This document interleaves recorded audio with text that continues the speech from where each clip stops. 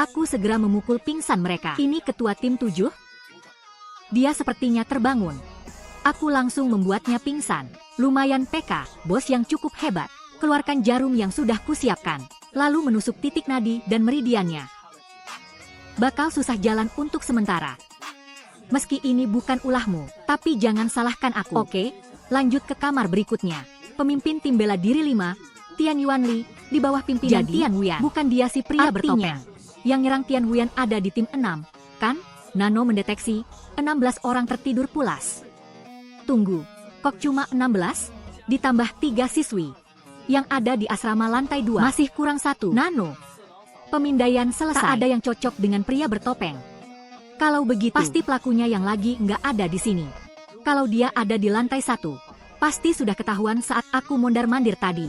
Ah, ngapain aku pusing? Nggak harus ngincar ketuanya saja. Mata ganti mata, gigi ganti gigi. Besoknya, undian penentuan lawan. Li Huoming tahu aku jadi ketua. Berarti ada yang bikin bocah Akademi Iblis ini terluka. Dia benar-benar paham maksud tersembunyi ujian ini. Akademi Iblis angkatan ini tak mengecewakan. Demi ujian, semua bersiap dengan jujur dan adil. Bertarunglah dengan maksimal. Kata jujur dan adil itu ironis banget. Saat turun, aku merasa diawasi. Itu dia, tatapannya sangat familiar. Nano, pindai dia. Memindai data fisik. Tinggi dan kerangka 100% cocok dengan pria bertopeng. Ketemu juga kau.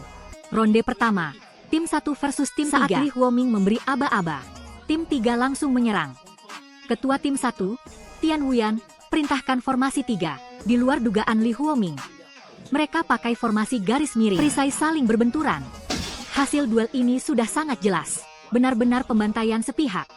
Tian Wuyan menatap dengan jijik pada ketua tim 3. Lalu menyuruhnya menyerah. Dia cuma bisa pasrah. Musuhnya nggak lemah. Tapi kalah secepat ini. Li Huoming mengumumkan tim 1 lulus ujian tahap kedua. Ronde kedua, tim 4 versus tim 2. 4 menang. Berikutnya, tim 8 versus tim 5, maju ke arena. Mental timku lagi down. Gawat kalau begini terus. Kutanya, kalian gugup. Aku tahu ganti ketua bikin kalian cemas. Aku juga gugup. Tapi kalau kita tak menang, kita harus angkat kaki dari akademi. Ini belum berakhir. Kita harus terus naik. Si pengecut itu melukai ketua kita. Biar kita gagal, jangan biarkan rencananya berhasil. Kalau kalian sehati denganku, kami tidak akan kalah di sini. Kita harus menang. Tampaknya cerdas menginspirasi. Apakah dia anak harimau atau hanya kucing liar? Biar kita lihat nanti. Li Huoming memulai pertandingan. Tian Yuanli niatnya mau hancurkan tim 8.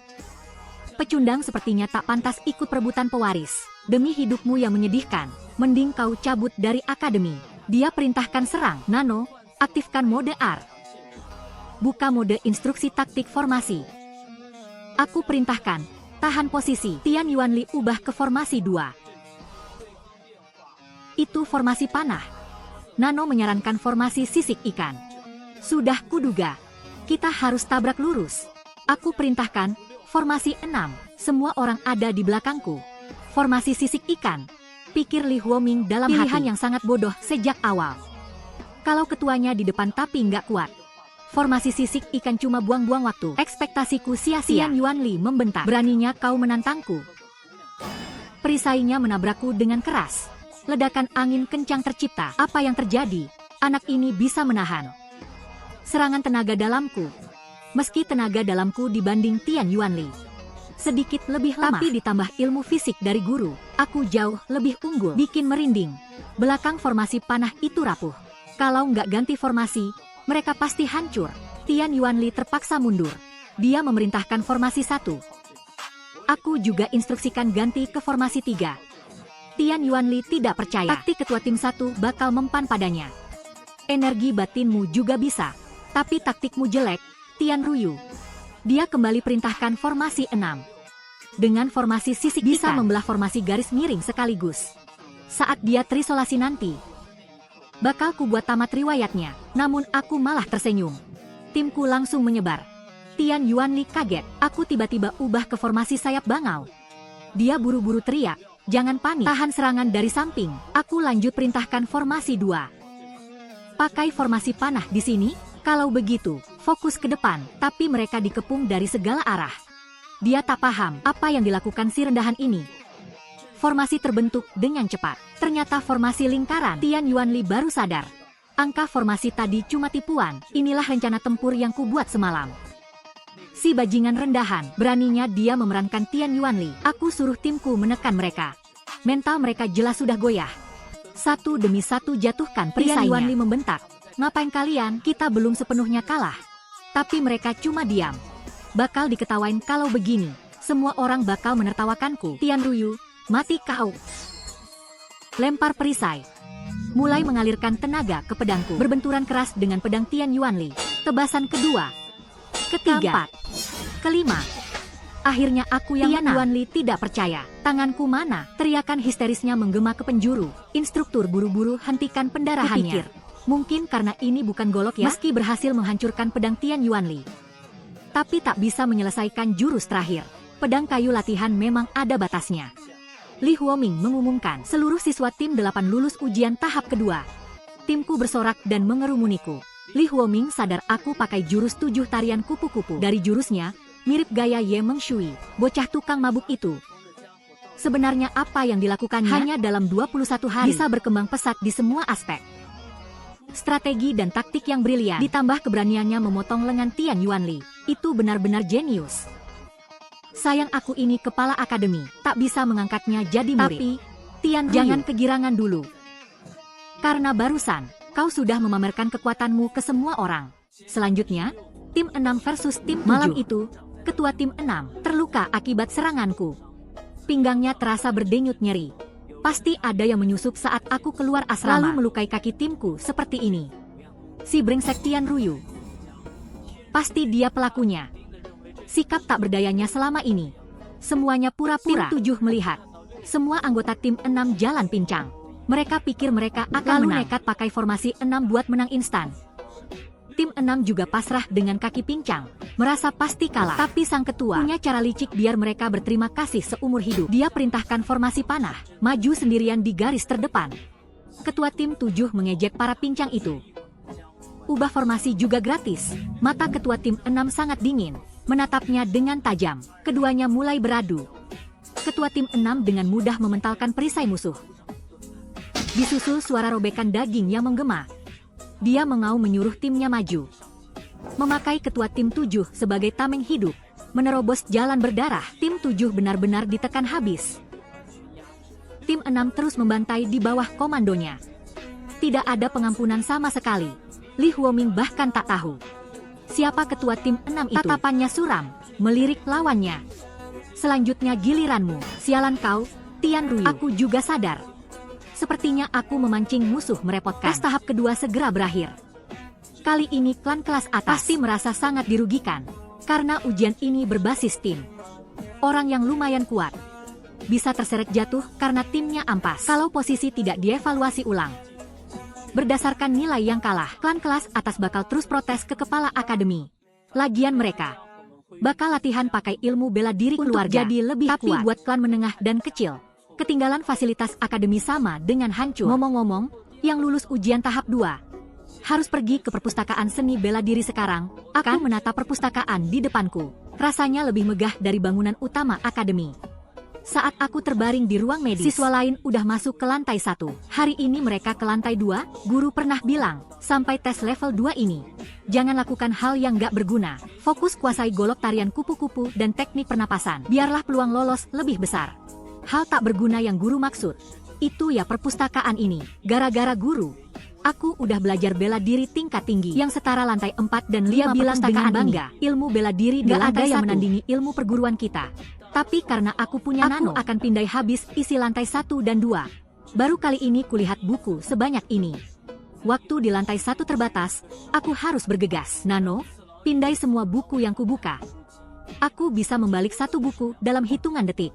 Habis mindai 50 buku, masih sisa 1 jam. Nano, simpan dulu datanya. Jangan langsung ditransfer ke otak. Tadi baru mengecek rak luar. Coba cek rak bagian dalam juga. Di tengah ruangan, ada prasasti batu raksasa. Pendekar penjaga lantai 1, terlihat seperti master yang sangat kuat. Tapi aku nggak paham, buat apa prasasti batu ditaruh di tengah sini? Penjaga itu melirikku. Tepatnya kelencana kandidat pewaris di dadaku. tiba-tiba menjelaskan kalau ini ditinggalkan pendiri aliran prasasti peninggalan leluhur iblis surgawi. Baru kusadari, tulisan di prasasti ini seperti sebuah puisi. Bekas goresannya bikin aku kaget. Kutanya, mungkinkah ini diukir pakai jari? Penjaga itu setuju. Orang yang energi batinnya lemah, pakai pedang pun bakal susah menggores batu giok ini. Tapi leluhur mengalirkan tenaga dalam kejarinya dan menulis semua ini. Orang awam pasti sibuk membaca buku. Dia tak sadar, mungkin karena ikatan darah. Makanya aku bisa melihat jejak kehebatan sang leluhur. Aku bilang aku juga belum lihat. Hampir terlambat. Bagi penjaga itu, ini hal biasa. Meski ini puisi peninggalan leluhur, tapi dengan banyaknya kitab bela diri di sini, ini takkan dilirik siapapun. Selama lebih dari 20 tahun berjaga, dia belum pernah lihat orang yang mengamati prasasti ini. Terlebih, dia merasa waktuku sudah banyak terbuang, jadi menyuruhku untuk menyelesaikan urusanku. Saat berbalik, aku menemukan sesuatu yang aneh. Di sisi lain prasasti ada bekas goresan tajam, seolah sengaja menutupi sesuatu. Nano, analisis goresan ini. Analisis selesai. Hasilnya, goresan ini dibuat oleh ujung pedang tajam yang merusak permukaan prasasti. Aku heran, siapa yang berani merusak prasasti leluhur? Dengan tindakan tercela ini, analisis kedalaman goresan. Goresan ini ditinggalkan oleh dua orang berbeda. Dengan mata telanjang, ini takkan terlihat. Nano, ekstrak goresan pedangnya. Tampilkan dengan proyeksi holografik 3D. Dari proyeksi 3D ini, kekuatan setiap tebasan pedang dan sudut tebasannya sangat bervariasi. Goresan pedang asli dicoret-coret berantakan. Apakah tujuannya untuk menutupi goresan awal? Nano, simpan goresan ukiran yang pertama. Hapus semua goresan pedang lainnya. Goresan pedang pertama segera terisolasi. Pupil mataku melebar. Ini jelas bukan tebasan pedang biasa. Ini adalah jurus pedang dengan puluhan variasi, tapi polanya tak terbaca sama sekali. Pemahamanku soal ilmu pedang masih terlalu dangkal. Nano, bisa analisis goresan pedang ini, lalu proyeksikan jurus pedangnya dalam 3D untuk mengukur kekuatan pembuat goresan pedang.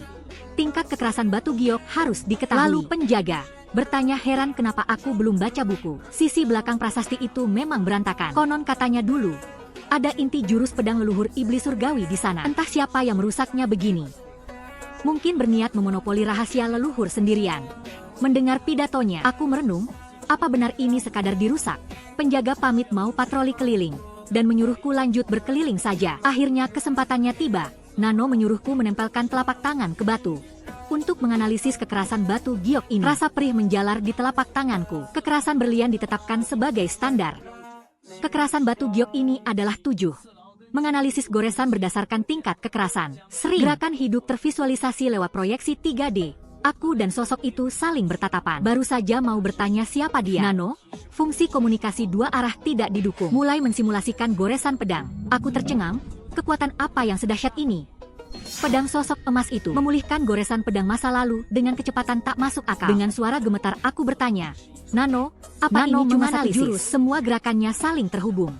Berdasarkan database bela diri pengguna, ini memang satu jurus. Bagaimana mungkin? Kitab jurus golok tarian kupu-kupu saja terdiri dari 8 jurus. Guru pun butuh setengah tahun untuk menguasai gerakannya yang rumit. Ini adalah jurus pamungkas yang tiada tara. Tidak mungkin rusak. Awalnya aku tak berharap banyak dari perpustakaan lantai 1 ini. Tak kusangka bakal dapat harta karun begini. Aku buru-buru menyuruh Nano menyimpan jurus tadi sebelum dialihkan. Entah siapa yang punya niat sejahat ini. Tapi berkat orang itu, aku berhasil mendapatkan jurus pedang ini. Haruskah aku berterima kasih padanya? Nano juga menganalisis goresan kacau yang terhapus. Dari proyeksi 3D ditemukan 45 jurus pedang dengan pola gerakan berurutan. Langkahku yang mau pergi seketika terhenti. Bukan sengaja dirusak, tapi itu semua jurus pedang. Aku buru-buru menyuruh Nano mensimulasikan ke-45 jurus pedang itu secara berurutan. Dalam proyeksi 3D, ini jurus pertama, jurus kedua, ketiga, jurus ke-10, ke-20, jurus ke-30. Aku terperanjat jurus ini secara perlahan mendekati kesempurnaan. Nano menyelesaikan simulasi 3D. Keringat dinginku bercucuran hanya dengan menontonnya.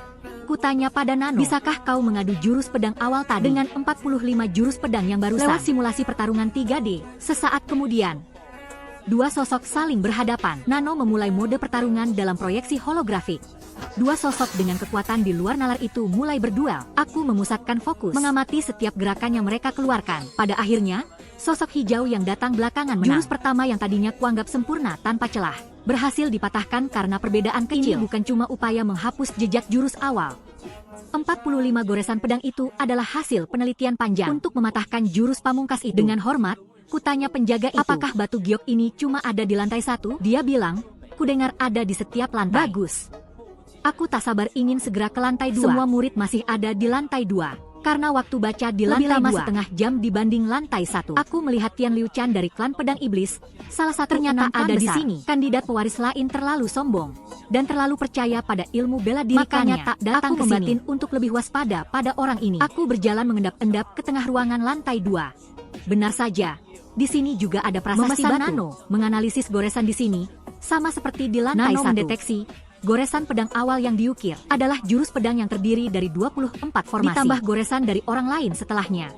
Total ada 56 jurus pedang. Sepertinya untuk mematahkan jurus pedang yang pertama, dibutuhkan penelitian yang jauh lebih dalam dari lantai 1. Meskipun aku ingin segera melihatnya, tapi di tempat terbuka begini terlalu mencolok. Kusuruh Nano mengekstrak semua jurusnya dan menyimpannya. Tak kusangka bakal dapat 4 jurus dewa semudah ini. Aku sangat menantikan saat dimana jurus-jurus ini kutransfer ke otak dan tubuhku. Para siswa yang sedang fokus baca kitab terganggu oleh suara berisik. Aku membolak-balik setiap buku secara asal-asalan lalu mereka pikir lagi. Dengan duduk diam pun belum tentu bisa waktunya menghafal. Tinggal setengah jam. Tak ada waktu ngurusin orang itu. Mending fokus menghafal. Aku kembali menutup sebuah buku. Nano, pemindaian selesai. Tian Liuchan dari klan pedang iblis melihat semua itu lalu tertawa penuh arti. Sejauh ini total 156 buku telah berhasil dipindai. Selanjutnya adalah pengalaman yang sangat ditekankan dengan fitur AR, Augmented Reality. Kalau ini berjalan lancar, aku bisa mengumpulkan berbagai pengalaman bertarung nyata. Kudengar setelah ujian tahap kedua selesai, ruang latihan pribadi akan dibuka penuh. Aku tak sabar ingin segera memindahkan jurus pamungkas ini. Namun sebuah suara mendadak mencegat langkahku. Orang ini ketua tim 6. Kutanya, ada perlu apa mencari sinis? Dia membalas, kau pura-pura tak tahu. Kau pikir aku tak bisa menebak? Bajingan yang meremukkan kaki semua anggotaku. Itu kau kan? Melihat niat membunuh yang intens, sepertinya dia mau duel di sini sekarang juga. Dengan nada provokatif kutanya, siapa yang suruh kalian? Dia menjawab dengan tenang, oh ya, berkat siapa coba? Sangat berbeda dari si brengsek. Dia tak terpancing provokasi ini. Sepertinya orang ini berniat bertarung serius. Tiba-tiba, ada suara menyapa ke arah kami. Aku dan orang ini lagi asyik tegang-tegangan. Sama sekali tak menggubris orang itu. Dia mendesah, kalian benar-benar tak menganggapku. Dalam sekejap dia melesat ke tengah pertikaian kami. Orang ini Tian Liuchan dari klan pedang iblis. Sambil tersenyum dia memuji ketua tim yang lolos ujian tahap kedua. Memang beda, dia berkata pada ketua tim 6, aku sudah menunggunya dari tadi. Tolong serahkan dia padaku dulu. Sambil memberi salam tinju tangan. Ketua tim 6 tak menyangka seorang kandidat pewaris akan merendahkan diri pada siswa lain. Tapi aku juga mencarinya seharian. Dia meminta Tian Liuchan minggir. Tian Liuchan berpikir, lalu bagaimana dong? Aku sengaja menunggu selama ini demi bertemu dengannya. Ketua tim 6 merasa diremehkan. Serangan dari tangannya langsung melesat. Tian Liuchan bereaksi secepat kilat. Hanya dalam sekejap mata, hal itu membalikkan keadaan. Mengejek, gimana? Ternyata dengan gampang mematahkan jurus yang baru pertama kali dia lihat. Apakah orang ini begitu kuat? Ketua tim 6 tak percaya dirinya dilumpuhkan oleh orang yang bahkan tak pasang kuda-kuda. Melihatnya agak kehilangan keseimbangan, Tian Liuchan bertanya, apakah rusukmu terluka? Ketua tim 6 sadar betul kemampuan orang ini jauh di atas rata-rata siswa. Tian Liuchan menepuk pundaknya, menyuruhnya menunggu sebentar. Ketua tim 6 diam saja dan berbalik pergi. Ada urusan apa bajingan ini denganku? Apa dia mau menyerangku duluan? Apapun itu, dengan kemampuanku sekarang, aku takkan bisa melawannya. Kusuruh Nano membuka mode AR. Set mode tutorial tempur ke golok tarian kupu-kupu. Tian Liuchan bertanya dengan ramah, kenapa waspada sekali? Tapi melihat dari posisimu, itu wajar saja sih. Tapi jangan terlalu paranoid dong. Untuk pertemuan pertama saudara seayah beda ibu. Senang bertemu denganmu, saudaraku. Kata, saudaraku, itu terlalu asing bagiku. Aku emosi. Bajingan ini lagi mengejekku ya? Tian Liuchan sadar dia sudah bikin muak. Habisnya 6 klan besar selalu menyusahkanmu. Wajar kalau kau bersikap bermusuhan begini. Kutanya tajam, kalau kau sudah masih berharap aku bersikap ramah padamu? Tapi dia membalas santai, aku cuma ingin pertemuan berjalan damai. Karena aku mulai menyukaimu. Mungkin karena kita sama-sama pengguna golok. Waktu aku lihat kau menebas lengan anak dari klan bayangan iblis itu, aku sangat terkejut. Aku langsung jadi fan nomor 1-mu. Saudaraku membentak, berhenti mengoceh. Katakan apa tujuan aslimu? Suasana di antara kami membeku. Dia mendesah, wah, rupanya kalau mau akrab harus pelan-pelan. Biar ku persingkat, saudara. Bergabunglah dengan klan pedang iblis. Aku langsung terperangah. Kutanya, kau serius untuk menyampaikan ini? Kau menungguku di luar perpustakaan sampai sekarang? Mana mungkin aku bercanda? Dia tidak peduli dengan apa yang dipikirkan anak-anak lainnya. Saya bukan musuh. Dia ingin aku masuk klannya dan menjadi sekutunya. Aku bertanya dingin, Kau menyuruhku mundur dari perebutan pewaris iblis. Dia tak menyangka aku bakal menafsirkan begitu. Lagi pula, mustahil bagimu untuk menang. Kalau kau juga pengguna golok, pada akhirnya kita pasti bentrok. Dan kau tak punya peluang menang. Tapi kalau kita bekerja sama menuju tujuan yang sama, jalan ke depanmu bakal lebih mulus. Penawaran yang bagus, ini kan maksudnya, tidak menganggapku musuh. Tanpa ragu aku menolaknya mentah-mentah. Dia menatapku tajam. Oh, kalau begitu, aku punya tawaran lain. Kalian bakal sulit menang. Asalkan kau tak menghalangi jalan, nyawamu akan kuampuni. Aura di sekitar kami tiba-tiba membeku. Nano mendeteksi, musuh sedang memusatkan energi dahsyat ke lengan kanannya. Mundurlah setengah langkah ke kiri untuk menghindar, lalu balas dengan jurus kedua golok tarian kupu-kupu. Mau mulai bertarungkah? Aku bersiaga secepat mungkin. Tian Liu Chan tertegun, lalu dia ngakak keras-keras. Nano mendeteksi, energi di lengan kanan musuh mulai berkurang. Meski awalnya dia emosi, tapi kupikir-pikir lucu juga. Benar-benar buang waktu saja. Kalau kau ngotot ambil jalur ini, kita pasti bakal berhadapan langsung nanti. Nano mendeteksi, musuh mengumpulkan energi mengerikan di lengan kanannya. Suara desingan yang memekakkan telinga. Aku bisa berlatih tanpa diga, tak bisa percaya. Itu adalah aura pedang. Dia berkata dengan bisa membunuhku dengan level segitu. Mimpi, mampu mengeluarkan keyword aura dengan tangan kosong. Berarti dia sudah mencapai tingkat master sejati. Rumor soal dia dan Tian Wuyan dari klan darah iblis bersaing untuk posisi pewaris ternyata bukan isapan jempol belaka. Level kami beda jauh ya. Sampai jumpa, saudaraku. Setelah mengalahkan Tian Wuyan dan mengusir Tian Yuanli dari Akademi Iblis, kukira kemampuanku sudah setara dengan mereka. Jangan terburu-buru. Tujuanmu bukan untuk menyusul mereka, Tian Ruyu, tapi untuk melampaui mereka semua. Tian Liu Chan memikirkan adegan barusan. Dia sadar aku sudah membaca arah serangannya. Meski dia berniat menebas lengan kananku dalam sekejap, tapi sebelum aura pedang Qi-nya keluar, aku sudah lebih dulu keluar dari jangkauan serangnya. Ternyata aku memang bukan cecerekan biasa. Aku masuk ke ruang latihan pribadi Akademi Iblis. Ukurannya cuma 7 kaki persegi. Ruang sempit ini tak cukup untuk berlatih olah gerak atau jurus baru. Tapi dindingnya sangat tebal. Nano, buka mode R. Tampilkan jurus dari prasasti di perpustakaan lantai 2 dalam proyeksi 3D. Jurus-jurus ini jauh lebih cepat dari yang ada di lantai 1, dan jauh lebih sekalipun aku menggunakan jurus pamungkas golok tarian kupu-kupu. Satu jurus pun takkan bisa kutangkis. Selanjutnya, jurus goresan pedang yang ditinggalkan orang setelahnya. Sebanyak 16 jurus terpampang sempurna di depan mataku. Gila! Tanpa penguasaan pedang tingkat tinggi, mustahil mengeksekusi gerakan pertamanya ini. Memang terlihat sedikit kaku. Tapi sampai di jurus ke-56, kesempurnaannya sungguh menakjubkan. Nano, adu kedua set jurus dari lantai 2 ini. Jurus yang diukir belakangan akhirnya menang. Sama seperti kasus di lantai 1, jurus dewa yang diukir lebih dulu berhasil dipatahkan. Tiba-tiba, ide gila terlintas di kepalaku. Kalau aku pakai golok tarian kupu-kupu buat menahan jurus dewa itu, goresan pedang yang diukir belakangan bukannya awalnya juga cuma jurus biasa yang bahkan tak bisa menahan apapun. Memejamkan mata. Ayo kita adu mekanik, pasti ada jalan. Untuk melawannya dengan golok tarian kupu-kupu, dua sosok diriku mulai memusatkan dan menyerang di waktu yang bersamaan. Nano mendeteksi sel saraf di otak pengguna aktif dengan cepat. Sirkulasi energi yang dihasilkan memberikan stimulasi pada titik akupuntur tubuh. Energi di dan tian pengguna telah aktif dan terus meningkat. Tubuhku diselimuti energi tenaga dalam yang masif. Mataku terbuka lebar. Apa yang baru saja terjadi? Padahal aku cuma fokus berduel dengan bayangan holografik itu. Tapi tanpa sadar aku masuk ke alam bawah sadarku. Tubuhku terasa aneh. Tiba-tiba aku menyadari sesuatu yang gila. Tenaga dalamku meningkat setara latihan 10 tahun.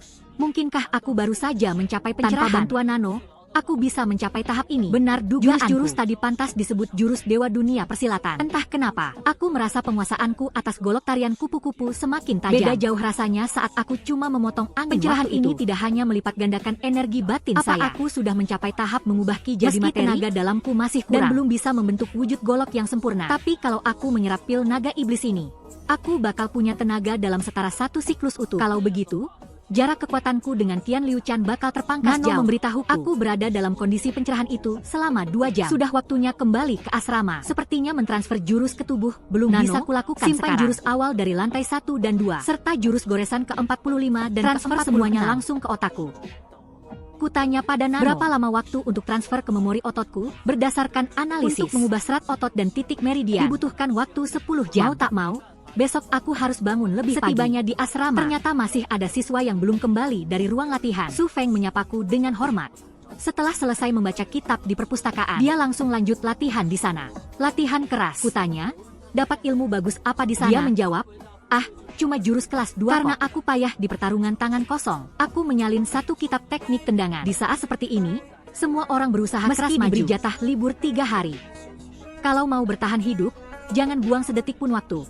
Keesokan harinya pukul 3 Proses sore. Transformasi serat otot dan modifikasi meridianku akhirnya Nano melepas efek anestesinya. Rasa mual hebat langsung mengocok perutku. Nano memulai pengurangan, meredakan efek samping rekombinasi fisik pengguna. Hah, rasanya nyawaku baru saja kembali. Kekuatan di genggamanku terasa sangat berbeda dibandingkan saat aku belajar golok tarian kupu-kupu. Ini seperti bumi dan langit. Aku merasa luar biasa kuat. Kulepaskan bajuku.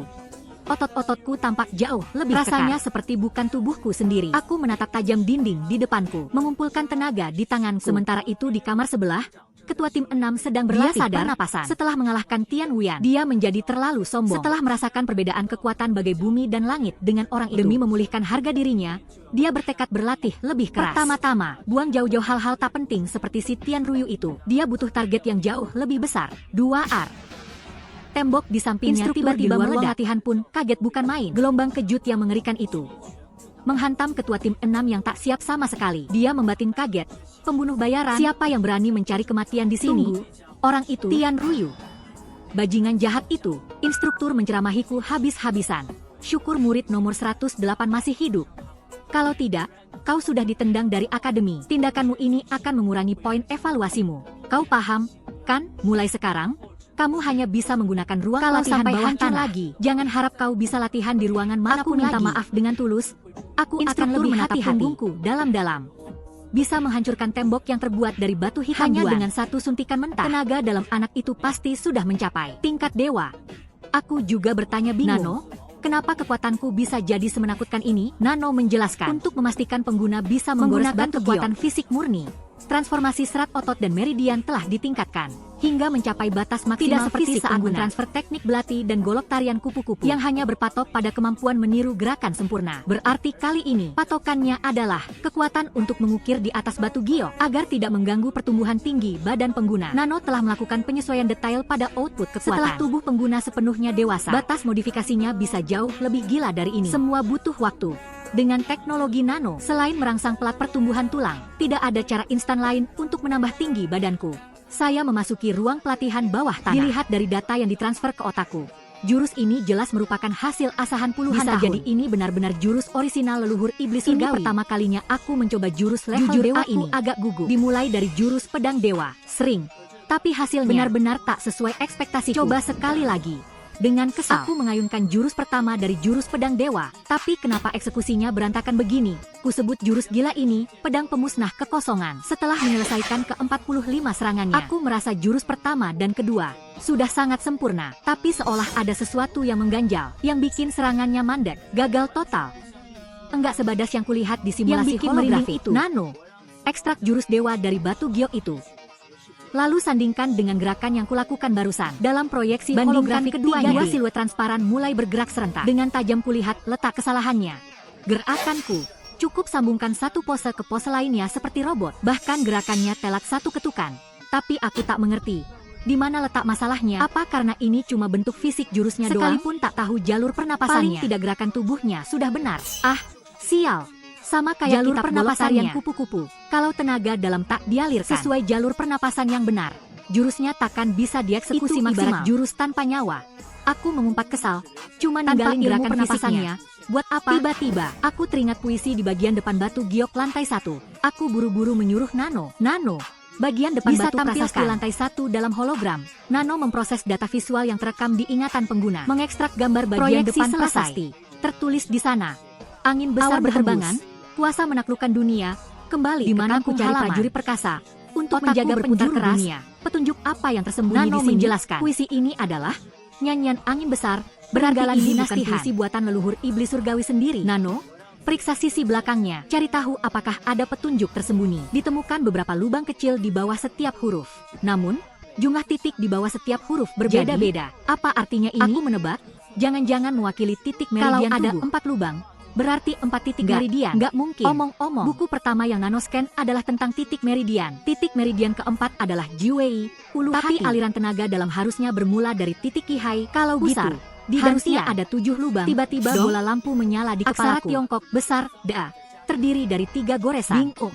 Ditambah Jumlah goresan titik setiap hasil huruf ditambah mewakili lokasi titik di bawahnya meridian sesuai yang sesuai. perhitungan. Titik ke-23 adalah Semuanya hanggu masuk kanan, akal sekarang. pangkal paha.